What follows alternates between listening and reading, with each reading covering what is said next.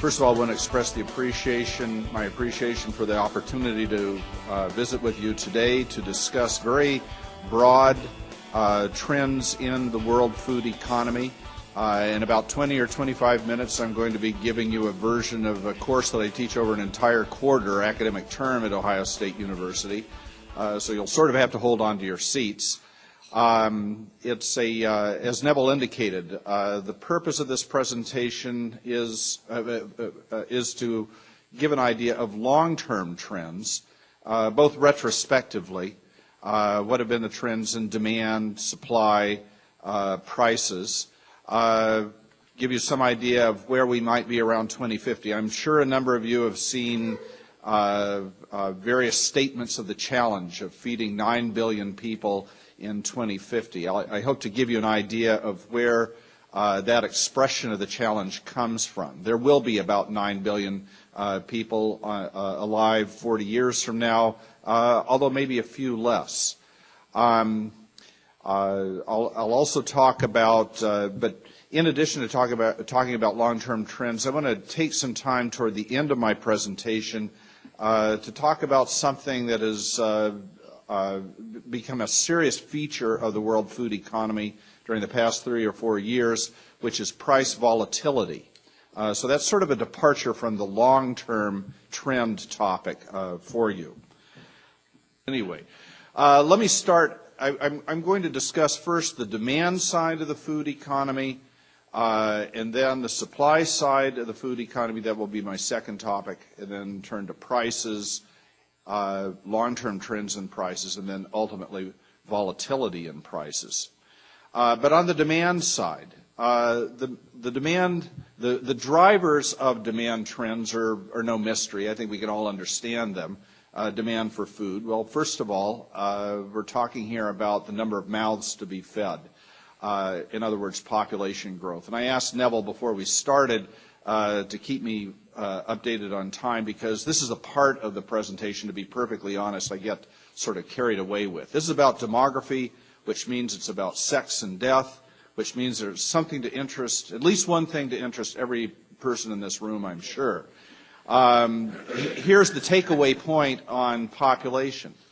During the second half of the 20th century, humankind experienced unprecedented population growth. I'll show you the numbers in just a moment.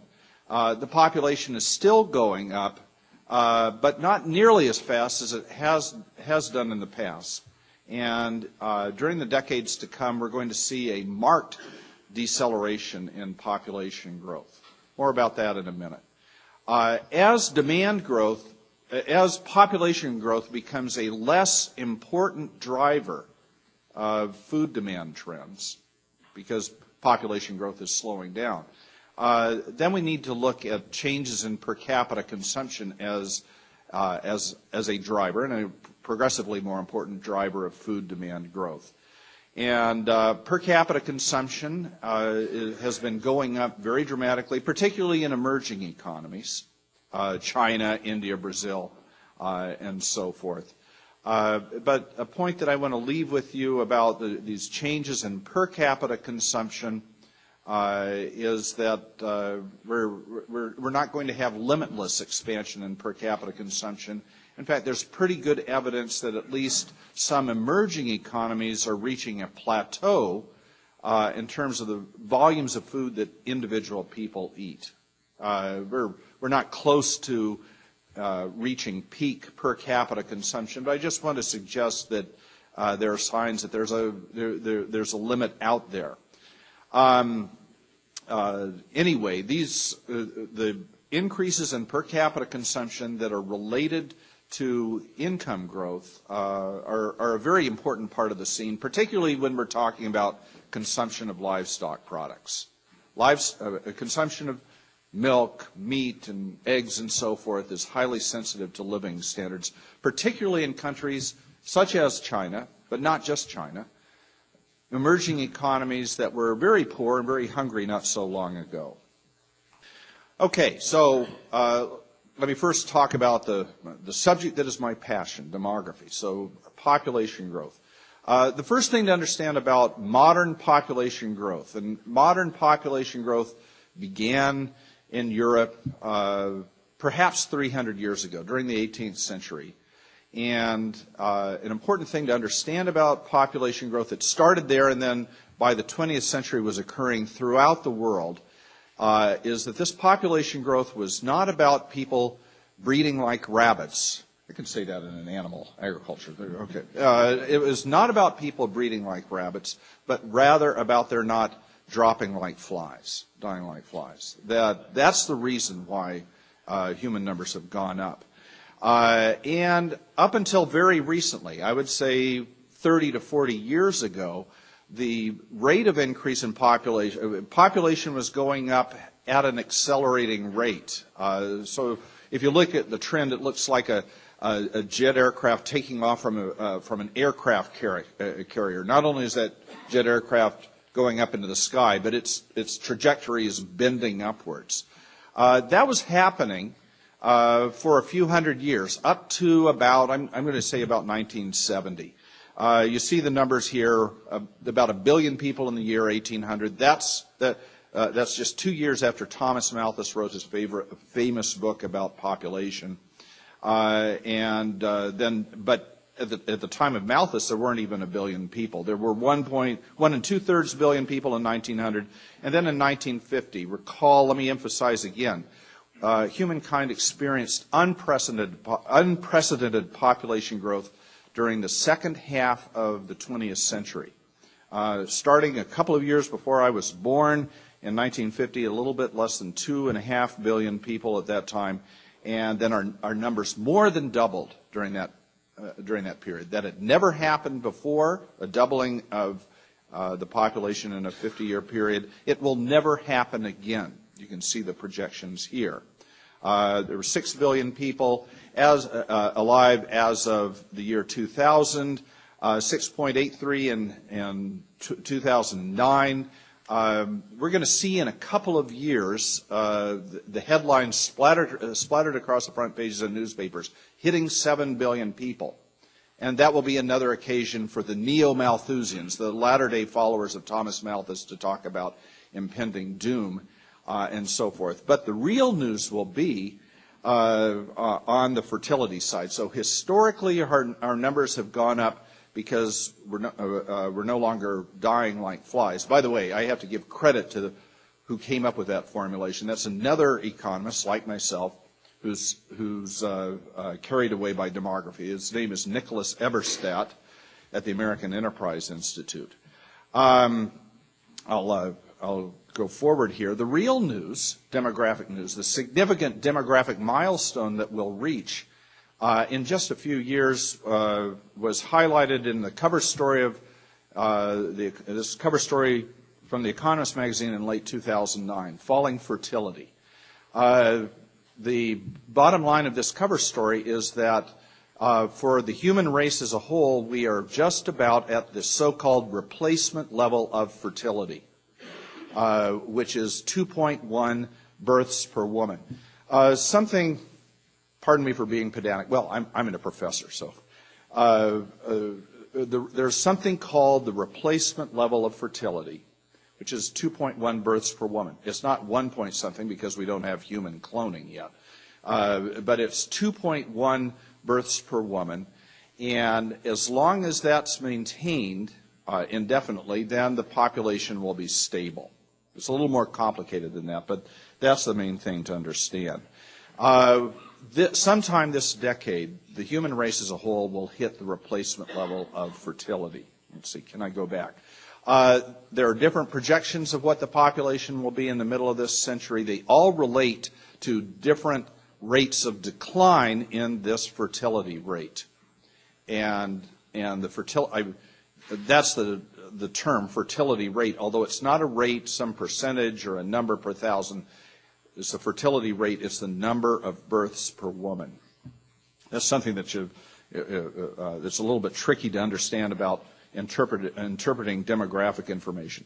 If there's a modest decline in the fertility rate, that is probably unlikely.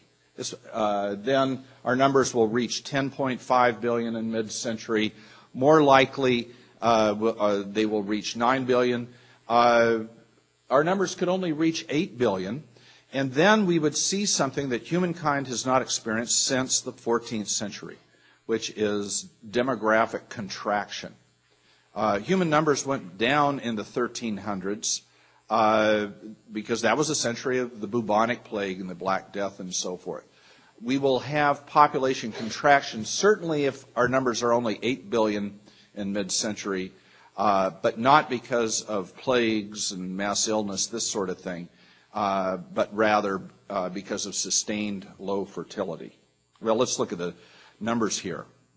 High-income nations, this is fairly familiar. You can see that already 30 years ago, the fertility rate in countries such as the United States, Germany, and so forth, women were having fewer than 2.1 children each. Actually, the United States has the highest, just about the highest human fertility rate of any prosperous nation.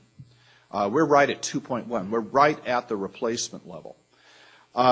Some nations are very low. Frank, I have a friend in Columbus named Arno, and he says, I don't know if I can do justice to this. In 100 years, there will be no Germans, and that's because the country had a low fertility rate a generation ago, and it's still at 1.3 births per woman. I'm sure in Western Germany it's come up a little bit. Eastern Germany has a very, very low fertility rate, as do various parts of Eastern Europe. High-income nations actually are most high-income nations, with the exception of South Korea, Japan, and Canada, for reasons I don't really understand. With those three exceptions, other high-income nations are actually experiencing a fertility recovery, including the Netherlands. Where's Frank? Well, he's escaped my talk already. But it's not a major thing. This is a phenomenon that intrigues the demographers. The high-income nations actually, as you can see, don't have the lowest total fertility rate at present. That dubious honor goes to former Soviet and Eastern European nations. The former Soviet Republic of Georgia, small place, 1.1 births per woman. And it's also experiencing emigration or out-migration. So it's losing population already, as is Bulgaria, a number of countries. Russia is stuck at 1.3 births per woman as well. Other regions, well, everybody's familiar with the Chinese story.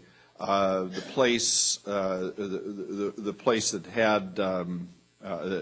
has draconian measures to limit fertility in urban areas. In rural areas, there's no one-child per family policy. China, I'm sure, is going to drop this policy soon because it leads to all sorts of undesired consequences, like a selection toward male babies. For every 100 female babies born in China, there are 110 to 115 male babies born. So personally, in a few years, I'm thinking about how to support myself in retirement. I think I'm going to open up a string of Hooters restaurants or something in China. There are going to be a lot of very lonely guys in China, so they have to change this policy. Besides, they're close to having they're close to their population peak. China's population will probably peak in around 2030. Their labor force is already at the maximum level. You can see why you get carried away by this topic. Now, significantly, people are familiar with the Chinese policy that the neo-Malthusians celebrate, although China is not the only country in East and Southeast Asia, not the only country in its region with very low human fertility. The human fertility rate is exactly the same in Thailand, which has never had a one-child per family policy. The reason is that in China, well, there's one factor that has more influence, far more influence than any other factor in the total fertility rate, which is female economic empowerment, where women have comparable educational and employment opportunities. Then, as an economist would say, then the opportunity cost or the value of time that women spend raising children, that cost goes up, and they choose to have fewer children. That's the story in Thailand, a total fertility rate of 1.9. It's a story in Indonesia, which is the fourth most populous country in the world, just behind us, 2.2 births per woman. A number of countries in Asia. South Asia, higher total fertility rates. There's less female economic empowerment. South Asia is still, for most of its population, it is an overwhelmingly rural, impoverished, illiterate place.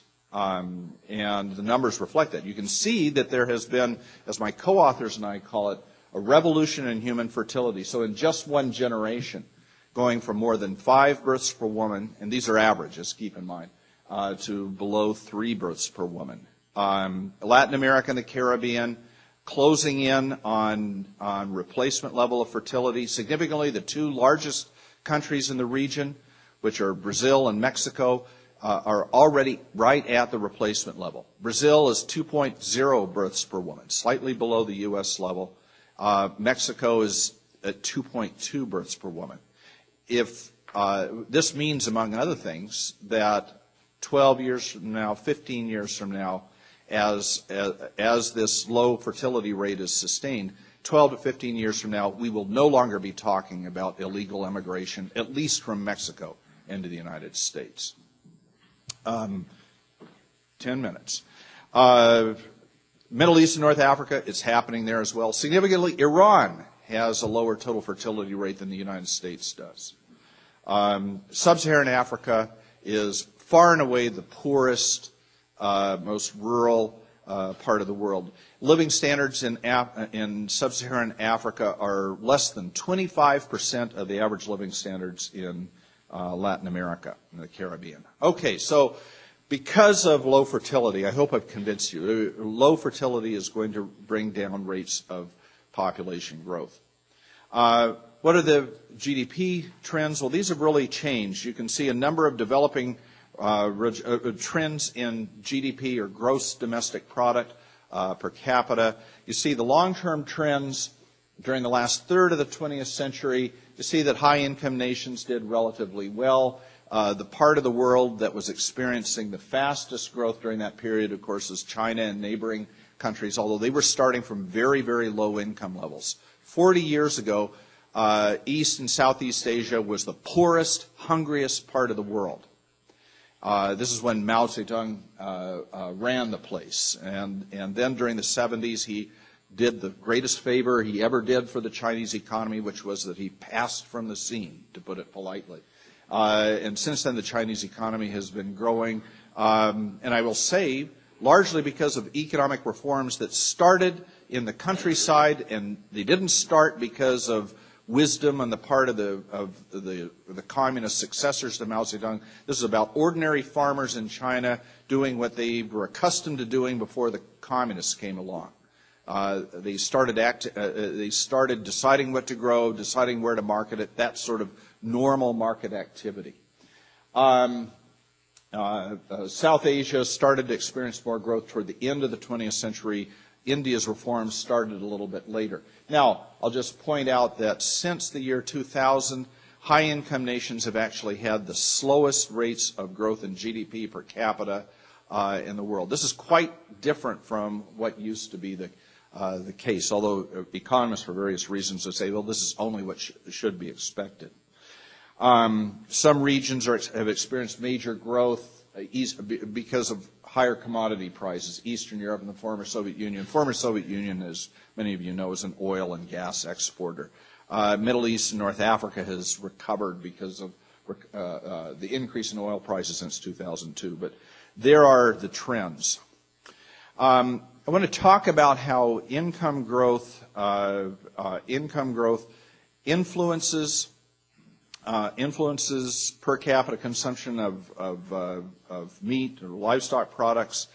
And let's see, is there a pointer around here? You can see the red line there. The red line shows Brazil, and what's interesting to me there is that there was a major increase in per capita meat consumption in the late 80s, early 90s. This is not a time of very rapid growth in GDP per capita in the country, but that's when it happened there. But you can see it has sort of hit a plateau. The purple line shows the trend for China. China, the consumption of livestock products is still going up at a very rapid clip. The rate of growth in the United States is lower. Similar story told here. There's a table that I picked up from an Australian agricultural economist. What's interesting to me here, you see the broad trend line in the panel to the left. You see the per capita consumption of animal proteins is exactly the same in China today as in Japan. Although, excuse me, these are animal proteins with fish and dairy. So you see Iceland way up there. The Icelanders are big fish eaters. And the Japanese, of course, eat more fish products. But even with this caveat, China is at the same level today as Japan. I don't know how much it's going to go up. I doubt whether China will reach the same level of per capita livestock product consumption as New Zealand, which has one of the highest rates in the world. Same story here. This is showing kilograms of grain consumed per capita. Now, let me quickly, so the demand side, population growth is still happening, but it's slowing down because of what my co-authors and I call the revolution in human fertility. Supply trends, something that did not happen in recent decades, even as population was going up and food demand was going up, is we didn't have an unmeasured increase in agricultural land use. However, food supplies went up faster than food demand, and that's because of the second bullet here. The average yield of cereals, and as the vast majority of people in this room appreciate, I'm sure, cereals account for more than 60% of the human diet, if we factor in the feed grain fed to livestock. So we did have an expansion of land planted to crops, only a 9.4% between 1961 and 2007. The expansion in grazing land worldwide was less than 10%. And since there's more grazing land than cropland, then the overall increase for agriculture was a little under 11%. Here are the trends in different crop groups. Cereals, again, very important. Well, there are the other crops at the bottom. That includes sugar, cotton, various industrial crops, and so forth. You see that cereal area only went up by 7.4% since 1961. That's the overall cumulative change, not any sort of annual change. Oil crops, of course, have gone up much more, and that reflects the expansion of soybeans to produce soybean meal for the livestock industry. Here's the trend in cereal yields. Most of us are Americans. We're used to bushels per acre. I'll tell you that 1.5 metric tons per hectare is about comparable to 25 bushels per acre of corn, which is what our average yield was from the end of the Civil War until the middle 1930s, when farmers started using hybrid seeds and fertilizer and so forth. So that was the average worldwide yield in the early 1960s, the first year for which we have worldwide data. Since then, yields have more than doubled. This has allowed food supplies to go up faster than food demand. How have we done it? Well, certainly fertilizer use has increased, although in high-income nations such as the United States, fertilizer applications per acre have gone down. They've gone up dramatically in various parts of the developing world, East and Southeast Asia, South Asia.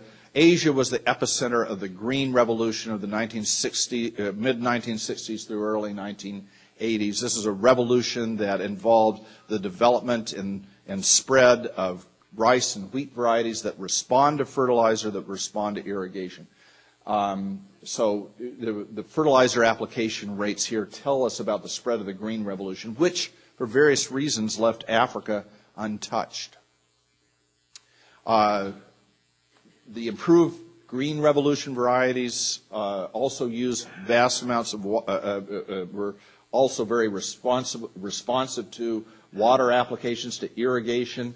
The thing that, if I have one major concern about the world food economy, it's about water use. And this is largely a pricing problem. If you look at India, again, India was the epicenter, really, of the green revolution. And water, Indian farmers receive their water for free. The prices they pay to run the pumps to draw the water out of the ground or divert it from streams, the prices for the electricity to run their pumps are likewise subsidized. And so you get overuse of water. You see the balance between water resources here for South Asia versus withdrawals, and nearly 90% of total withdrawals of water are agriculturally related, and they are driven in large part by subsidies that, among other things, discourage farmers from adopting drip irrigation and other water conservation measures. The long and the short of it, though, again, during a time of maximum demand and growth in food demand and population, per capita food supplies grew faster than food demand, so per capita production went up. It doubled in Asia between the early 60s and today. Went up by 73% in South America. Africa, which was less affected by the Green Revolution and where there was the greatest population growth, that's the only part of the developing world where food supplies have not kept up with human numbers. And, of course, with thinking about this balance between supply and demand, supply growing faster than demand, that if that's the case, it has been the case, then prices have gone down. And you see that except for the major spike in prices that occurred in the early 1970s when the Soviets did something that they had never done in the history of the Soviet Union or the history of Russia, which was to import grain during peacetime. They did that in a somewhat under-the-table manner, let's say, or they didn't advertise they were going to buy lots of grain from foreigners ahead of time. They went out and worked through various agents. By the time other buyers of grain figured out what was going on, there was no grain left to buy, so prices skyrocketed. But leaving out that event, you have a major decline in the inflation-adjusted or real prices of rice, wheat, and grain, and not a minor decline, but a decline of 75% between 1950 and the middle 1980s. And then we had a period, as you can see, and again, this reflects supplies growing faster than demand because of the yield growth. And then prices stayed very low. Low prices for 20 years, which is not the best news for farmers, I'll grant you, but it helped alleviate hunger and it accelerated development in the emerging economies of the world in various ways.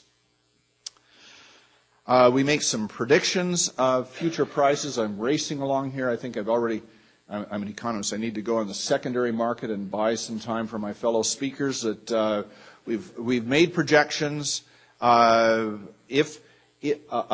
Supposing 52% supply growth, that's basically supposing an extension of that yield trend that I showed you a moment ago, going from less than 1.5 metric tons per hectare in 1961 to more than 3.5 metric tons per hectare today. If you just extend that out into the future, you have a 52% increase in food supplies between 2009 and 2050.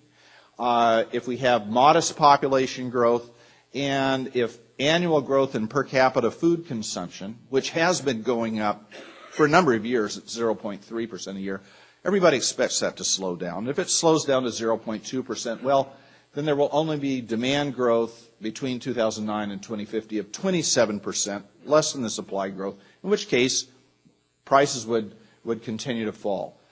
In contrast, if we reach the 9 billion people alive in 2050 that everyone talks about, then that matches the supply growth, so prices will be the same. If fertility doesn't fall as much, which means that we have a larger population, then prices could go up over the long term. I've only given myself, I think, a few seconds to talk about my final topic, which is volatile food prices. And here I'm borrowing a lot from Brian Wright, who's a professor of agricultural economics at University of California at Berkeley, who's he's a fellow of the American Agricultural Economics Association, and particularly well respected for his study of the role of grain storage in commodity markets. And he he recently gave a seminar in my department, and he talked about how most of the time, if you're an expert in food prices, nobody calls you. There is no media attention. But for people like Wright, Brian at least has been very fortunate because we've had two major price spikes, as we all know, in a little over 3 years. The price spikes starting in 2007 and then really peaking during the first half of 2008, and then we're experiencing another price spike now. Well, Professor Wright is certainly recognizes various things going on, higher energy costs, certainly limits on exports. This is very important in 2008. Argentina, Ukraine, about more than 3 dozen export powerhouses limited foreign shipments of grain or beef or other things in 2008. And so they sort of exported the problem of high prices to importing countries. But he talks about the impact of ethanol development in the United States on markets. As we all know, more than 30% of the U.S. corn crop is being used for ethanol production. There was a major ramp-up starting about 5 years ago, presumably related, or one has to think, related to these 20 years of low prices experienced between the middle 1980s and the middle of the last decade. Now, as Wright explains, this program had, let's be honest about it had the desired effect. It caused grain prices to go up. But in particular, remember he is a specialist in grain production, it caused these prices to go up high enough that you no longer have replenishment of private stocks. And I'll show you this. This will take you back to your economics class. I'm sure this brings pleasant memories. This is a demand curve from Professor Wright. The normal food demand curve, the opposite relationship between price and consumption. So the higher the price, less consumption, and so forth. And it's a pretty steeply sloped demand curve. And I'm taking you back, I'm sure, but that means that consumption is not very responsive to changes in price. The price can go up a lot, and people cut back a little bit, but it's food. They keep on eating it. Now, added to this food demand, say for corn or other grains, is a demand from the people who maintain stocks. Now, the significant thing is that they don't buy grains, they don't replenish their stocks at high prices. They only do so once price falls below a certain level, P star. All right? And then the lower the price falls, the more they replenish their stocks. Well, as Professor Wright points out, the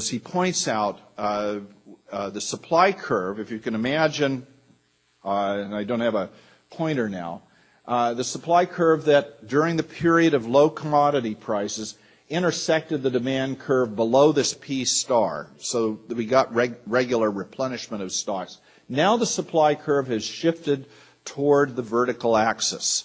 In other words, it's in the region of the demand curve above P star. The significance here is that, and as a result of this, for several years now, we have not had major replenishment of stocks. We're all familiar, I think, with the low ratio of carryover or stocks on the one hand to current consumption. That means we don't have the stocks to draw off of during whenever there is a shock to the system, when there's bad weather in Australia or Russia, or I guess these days in some parts of China, or if a country decides, as Russia decided last year, in the face of bad weather, to limit exports, and that's another shock. It causes the supply curve to shift even farther toward the vertical axis. Without the stocks to cushion us, then we're exposed to supply interruptions that really drive up prices. That, in a nutshell, is the argument. Wright, struggles with how to deal with this, maybe having some sort of option program that the ethanol industry is paid not to operate, not to buy corn during periods of price run-ups, but it's the reality now. That, in a nutshell, is it. I won't talk about the future challenge as I see it going forward, water scarcity and pricing, technological improvement. It takes 6 years these days to satisfy regulators to introduce a new biotech innovation or something like that. That's a reflection of the high cost of technological innovation that we have to bring down if we're going to respond to future food demands. And then this is the cover of my book. As Casey Stengel used to say, it's all in the book.